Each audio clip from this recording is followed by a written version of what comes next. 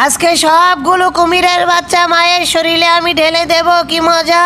গিট্টু, তুই আমার শরীরে কুমিরের বাচ্চা দিয়েছিস, এখন তোকে মেরে তারপর আমি একদম কুমিরের জুস বানিয়ে তোকে খাওয়াবো, তখন বুঝবি মজা।